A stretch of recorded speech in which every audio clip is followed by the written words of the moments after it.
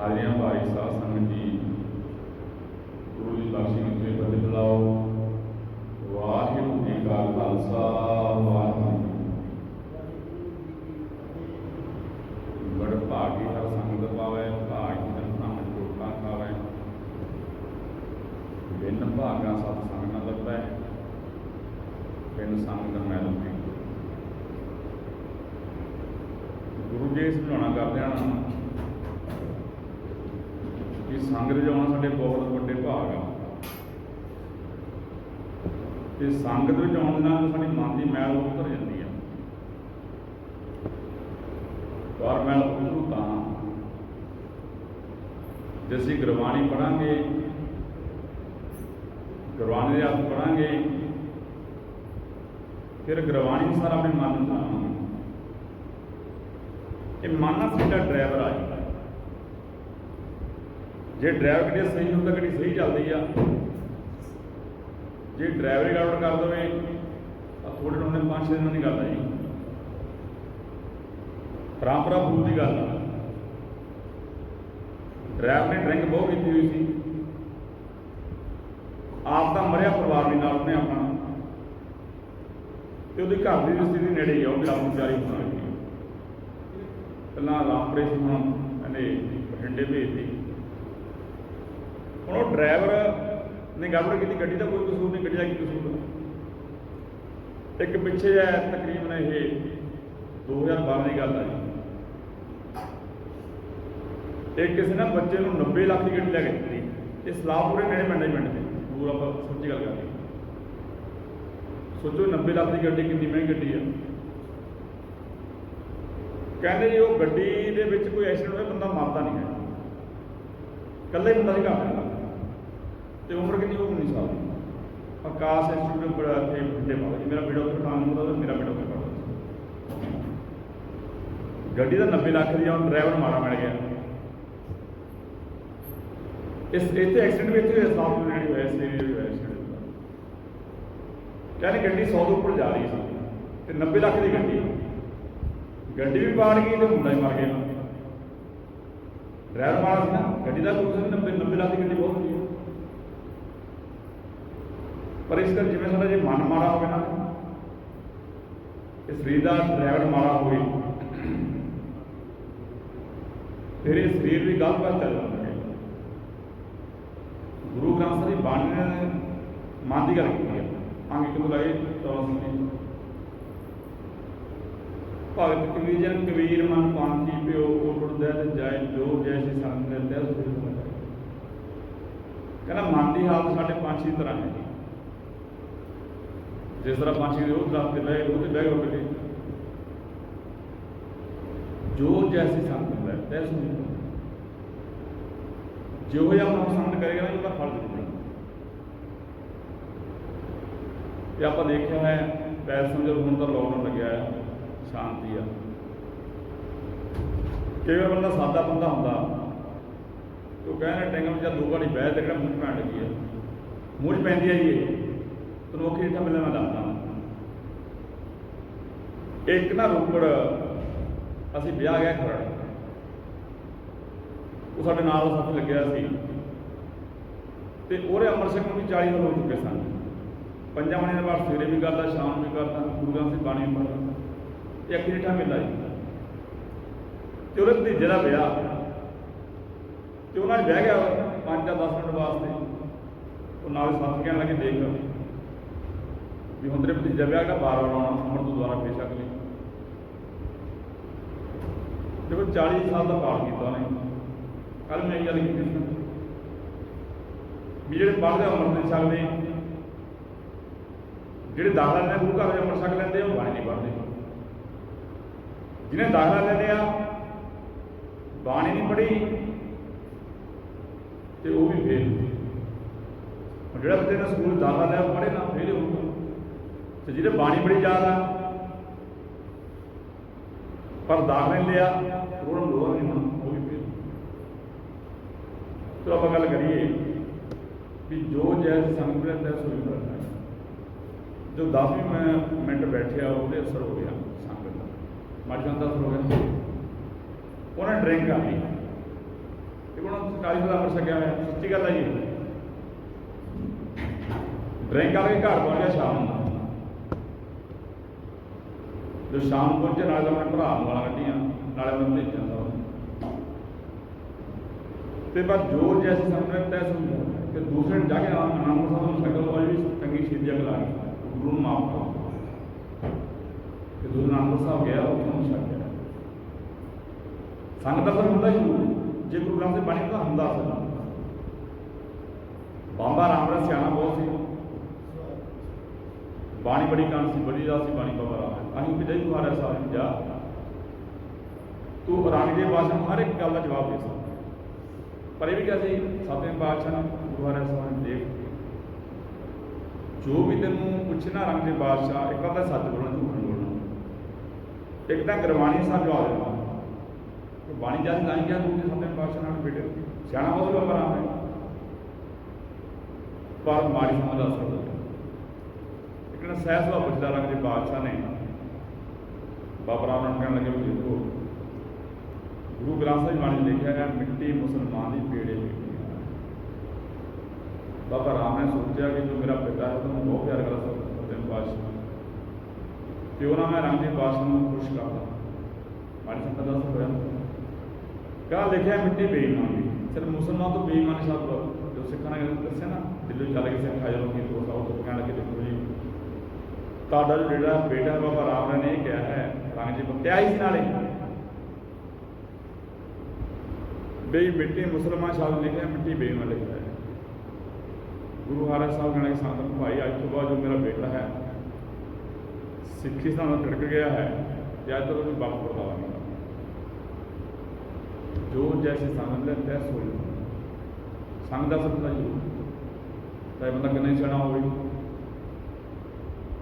इसे बाबा राम औरंगजेब बादशाह ने सिपाहियों ने मेरा मारे चलो आप गल करिए गल मन जो कर रहे हैं जो कहना मन मैला सब कुछ मैला तन धोते मन अच्छा ना हो ये जग धर्म भुलाया पेदा जे तेरी सोच मैली है विचार मैली आ कितना सब कुछ मैला जिन्ना मर्जी ब्यूटी पार्लर जाए रेन वाले जाए कितने जाया जाए भाई जाते बीबियां जाते ये तेरा मन मैला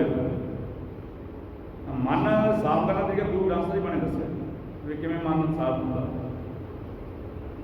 जे असं ये तरीका बना लिए 100% मैं सच कह रहा सब की मैल उतर उतर हौली उतर जाऊगी उतरू तो जे गुरबाणी पढ़ांगे गुरबाणी जात पढ़ांगे फिर असी उन्होंने पढ़ावांगे प्रैक्टिकल जी बनानी है जो तक ना बच्चा चाहे MBBS कर लो बच्चा जो तक वो प्रैक्टिकल करता ना प्रैक्टिकल साल 2 साल उस समय तक डिग्री नहीं देते यूनिवर्सिटी वाले कोई बच्चा इंजीनियर करता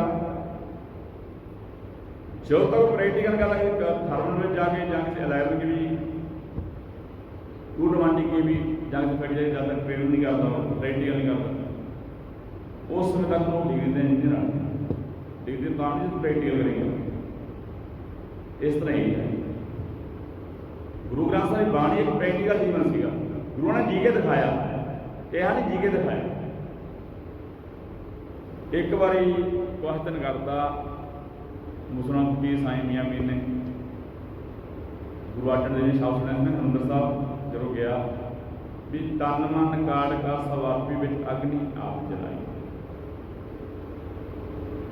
साईं मियां भी कह लग्या फकीर गुरु अर्जन देव जी कई बार ना कवि उच्ची गल कर देते पर होंगे नहीं होगा भी गल सच्ची है पांचवें पासे ने देख भी मुसलमान फकीर साईं मियां मीर भी समा आने दिन मैं दसांगा जो समा आया मुसलमान फकीर साईं मियां मीर लाहौर गुरु अर्जन देव सामने खड़ा फिर पूछन लग्या मुसलमान फकीर साईं मियां मीर भी ये किस बात की आदत कर रहे हो तत्तिया का मैं बैठे सी नहीं गया तेरा किया मिठा लगे नाम बड़ा नाम उस समय गया गुरु अर्जन देव जी देखता है पास गया एक बार भी कई बार ना कवि उच्ची डाली मारते हैं ये शब्द पढ़े हरिमंदर साहब में कीर्तन जत्था भी तन मन काट काट सवापी अग्नि आप कहते उस पंक्ति में आप जो गुरु ग्रंथ की बाणी लिखा है वो सच है। ये रब्बी गुण रब्बी सलाम जो कहा वो करके दिखाया गया। पहले पातशाह ने 10वें पातशाह भगतां की गल करनी, भट्टां की गल करनी, गल की सब माननी। भगत कबीर मन निर्मल पिया जैसे गंगा नीर पातशाह का गुण कह। भगत कबीर जी ने मेरा मन निर्मल हो चुके आ ते परमात्मा मेरे पिछे पिछे कबीर जी कहना होता है जी। फिर तो इतना ही गया भगत कबीर जी अज का परमात्मा अज भी हो गया, इंसान भी हो गया, पर सोच के विचारे नहीं बदले। रब का स्थान नहीं बनाया। भगत कबीर जी, भगत रविदास जी पहले पासे पहला होया भी कंच में जय जयकार की, हालांकि ब्रह्मण पिछे पै गए। हर मानता नमस्या सूझ जय जय कर करे सब। ये रब का स्थान बनाया जो रब्बी गुण का स्थान बनाया परमात्मा रख बन जाता है। भगत प्रहलाद का भी रखा। माता अपदेशे प्रहलाद प्यारे पुत्र राम नाम छोड़ जियो लिखो। प्रहलाद कह सुनो मेरी माए राम नाम ना छोटा गुड़ दिया होया। संडा मरका सब जाय बखारे प्रहलाद आप बिगड़िया सब चापड़े बगाड़े। दुष्ट सभा में मंत्र पकाया प्रहलाद का होए। भगत प्रहलाद की मां कहनी पुत्र देख तू राम नाम छाड़ दे, अपने पिता हनास्ते मान ले, राजा है तेरा पिता, कल तू राजभाग मिल जाएगा। प्रहलाद कह सुनो मेरी माई राम नाम ना छूटा। कहना राम नाम में छड़ सकता। भगत प्रहलाद तां याद करता सी जेकर अपने रब का स्थान मैं रब दे गुण अपने पिता का कहना मैंने हंकारी ना हो। संडा मरका सब जाए पुकारे कहने प्रहलाद आप गया सब चाटे पुकारे। संडा मरका बलवान भराउण आए थे टीचर से। संडा मरका कहने लगे नाश जो तेरा पुत्र ना प्रहलाद आप तो बिगड़ गया, कहते इन्हें अपने साथी बिगाड़ दिया, साडा की कसूर है। कहने दोस्त सभा में मंत्र पकाया। जे सभा के दोस्त सभा के मंत्र पका लिया भी परमात्मा भगत सीए दे के मारो भाई प्रहलाद का रखा हो ही रहूगा। परमात्मा ने रखा कि जिक्र किया गुरु रामदास जी गुरु ग्रंथ की बाणी में। इस तरह ही भगत नामदेव की मां कहती थी तू रब नाम ना जप। उस समय की जो राजा सी रोज तुगलक वो कहना तो खुदा कह भी राम ना कहना। तो भगत नामदेव की मां भी कहना भी तो खुदा कह तो राम के खिलाफ फर्क ही है। रब के हालांकि भगत नाम ने बीटा साल बढ़ता परमात्मा रुदन करे नामे की नाई छोड़ राम जी ना भजे खुदाई। भगत नामदेव की मां रो के कह लगी है भगत नामदेव अखा जुदू बहा बहा भी राम छोड़ दे खिला लगा छोड़ राम जी ना भजे खुदा खिला कहना। भगत नामदेव जी कहते ना हो तेरा भूंगड़ा ना मेरी मां पिंड पड़ेगा ना हो तेरा भूंगड़ा ना मेरी मां। भगत नाम कहते मेरे माई है तेरी परमात्मा नाम के अनुसार नहीं धक्के ना इन्हें खिला गया धक्के ना नहीं मैं कहता। भगत ने गुरु रामदेव ने बीठन भी सुन गया कला राम ने बीठन भी गया कई तरह का राम नाम जा गया कहना पिंड बड़े तो बाहर होना है। भगत नाम देगा ये जो शरीर है चले जाना सब जाना जी जिस तरह जान मिलता शरीर ना सुना होना कहना शरीर जाता जा इस गल की पर असी भी सही लैके गुरबाणी जोड़ मान चलो आप एक साखी सामने जब संगत आउंदी फिर आप भगत बेटी जी का इतिहास है गुरु ग्रंथ साहिब मन है। ये रघुवीर सिंह वीर ने लिखा है रमजी कहानी कहना कि खोज ने खोज की 30 साल अगे करता एक पहाड़ी एरिए में ना जाके उन्हें एक खजाना लभ्या वो खजाना लगे उस उन्होंने एक पंड भर ली, बैग भर लाया, देखा कि खजाना उन्हें भरया है। जो खजाना उन्हें भरया देखा कि वो कमाल खजाना उन्हें भरया है, कोई फर्क नहीं दे। फिर वो फौजी ने जो बैग भरया से उतों उस खजाने से पहाड़ी जाके लभ्या वो बैग पिंड लै आंदा। पिंड के मुखी लोग इकट्ठे कर लियो, कहते मैं खजाना लभ्या, मैंने 30 साल आ गया। पर तो इस तरह करो, मेरी गल मनो कि तुसी ना लै लो बैग, हीरिया का बैग लै लो, हीरिया ने लभ्या भी वो रोड वधिया बना लो ताकि हर एक मनुष्य उस खजाने तक पहुँच गए तो खजाना को हीरे लैके अमीर हो सके। चलो जो पिंड के मुखी लोग सन उन्होंने PWD के इंजीनियर बनाए मंगाए, उन्होंने नक्शा तैयार किया, फिर लेब लगाई गई। उस तो बाद उन्होंने ये रास्ता तैयार कर लगे, जो लोग वगैरह बजी सब घुमाया गया, वो रास्ता तैयार हो गया। उस फौजी ने सोचा मैं ना उत्थे जाके ना खजाने वाला एक किताब लिखा, जिस किताब से नक्शा इन्ना वधिया तरीके नाल लिखदा, मैं नक्शा बनाना नाल लिख भी लवां भी इस तरीके नाल पढ़ के तुसीं ये नक्शा देख के तुसीं इस खजाने तक पहुँच के हर एक मनुष्य अमीर हो सकदा। जो उसने जाके किताब लिखी, ऊपर जाके 10 सालों किताब लिखा, 40 साल की मेहनत होगी ना। फिर उन्हें किताब लिख के लैके ना पिंड के मुखी लोगों को दी, ये किताब मैं नक्शा बनाया उस चीज़ का, तो लिखा भी आ भी नक्शा भी बनाया, लिखा भी, नाल उस किताब में पढ़ के हर एक मनुष्य उस खजाने तक पहुँच के अमीर हो सकता। पिंड जो मुखी लोग उन्होंने की किया तो उन्होंने वो किताब पढ़ी, आप भी नहीं पढ़ी ना किसी ने होर पढ़ाई। किताबा छाप के ना होर किताबा लिखदियां हो शहर बनदियां, होर पिंडां बनदियां। जो जो फौजी से 70 साल की उम्र हुई, उसने सोचा खजाने में खुद जाके देख मैं नहीं चलूँगा बैठ कोई पहुँचा रहे नहीं अजे तक। जो पिंड आया, पिंड के हालात उस तरह जिस तरह पहला सन, फिर वो फौजी ने मन में ये आया भी उस समय पिंड के लोग शहर में चले गए हम तो उत्थे आके अमीर हो गए। जो फौजी शहर में गया तो लोगों को पता लगे भी ये फौजी आया जिसने किताब लिखी है, पर फौजी इस गलों मैं पता यही पूजा कर लगे। जो कहने देश के राज को पता लगे ना फौजी वो आया जिसने किताब लिखी आ, तो देश के राज ने कौन बनाया बहुत बढ़िया।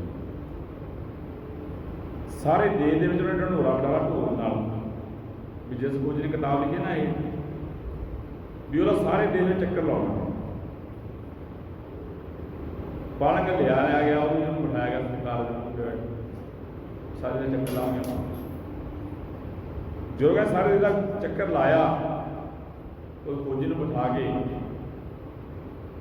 कोई तो पैसे ने मत्थे टेकी चले, कोई फुला दिहाड़ पाई चले, कोई उन्होंने कपड़े भेटा करी चले भी फौजी ने कोई बड़ा प्रोग्राम है किताब लिखी है। जो लास्ट में जाके ना उस जो देश का राज से उन्हें बंगला बनाया, बहुत बढ़िया बंगला बनाया। तो लास्ट में जाके लोग बंगले चाबी लगे ना फौजी को लाया देश का, तो फौजी ने इस तरह मत्थे हथ मारे, सारे ने बड़ा हैरान कर देख सारे देश का तेरा चक्कर लाया किन्ना लोगों ने किसी ने पैसे के मत्थे टेके, किसी ने माया के मत्थे टेके, किसी ने फुल तेरे हाथ पे करा इतनी जय जयकार होगी सारे देश में। एक किताब लिखी है भी एकदम बंगला बनाया कितने साल ला के, जो बंगले की चाबी नहीं पढ़ते हाथ तेरे हाथ नहीं मारी जाती। वो ना दुख का इस गल का बंगले का कोई चौड़ नहीं है। जी किताब लिखी से मैं वो पढ़ के वो खजाने तक पहुँच जो हीरे का खजाना लभ्या 30 साल के हर एक मनुष्य देश का अमीर हो सकता। तो तुम तो किताब छापदियाँ और मत्थे टेकने शुरू कर दिता कि असं नहीं इस तरह करते। 1469 तो लैके 1708 तक 239 साल बनते हैं। गुरु ग्रंथ साहिब बने तो फैलना ही 239 साल तक जिस शहीदी देने की बनते भी कोई मिलाप ना हो सकता।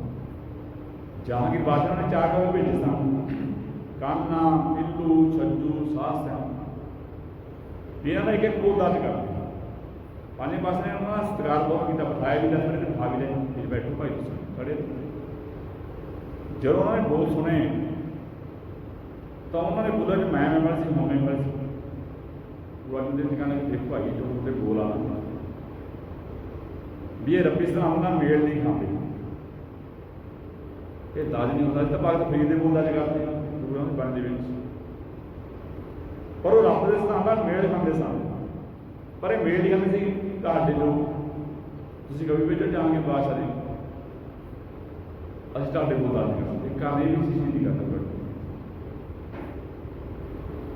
ਤੇ ਬਾਅਦ ਦਾ ਸਾਡ ਹੋਇਆ ਇਸ ਤਰ੍ਹਾਂ ਭਾਈ ਰਘਵੀਰ ਸਿੰਘ ਦੇ ਪੀਰ ਨੇ ਬਹੁਤ ਹੀ ਮਾਲਾ ਆਪਣਾ ਖੋਜ ਅੰਦਰੋਂ ਮਨ ਦੀ ਖੋਜ ਕਰਕੇ ਦੱਸਿਆ ਸਾਨੂੰ ਸੀ ਬੰਦੇ ਖੋਜ ਦਿਲ ਹਰ ਹੋਏ ਨਾ ਫਿਰ ਪਰੇਸ਼ਾਨੀ। ਭਗਤ ਕਬੀਰ ਕਹਿੰਦੇ ਆਪਣੇ ਦਿਲ ਦੀ ਕੋਈ ਗੱਲ ਸੀ, ਵੇਦ ਕਿਤੇ ਉਤਰ ਪਾਈ ਦਿਲ ਕਰ ਦਿਆ, ਕਿਤਾਬਾਂ ਪੜ੍ਹ ਲੈ, ਮਨ ਦੀ ਗਿਆਨ ਪ੍ਰਾਪਤ ਕਰ ਲਾ,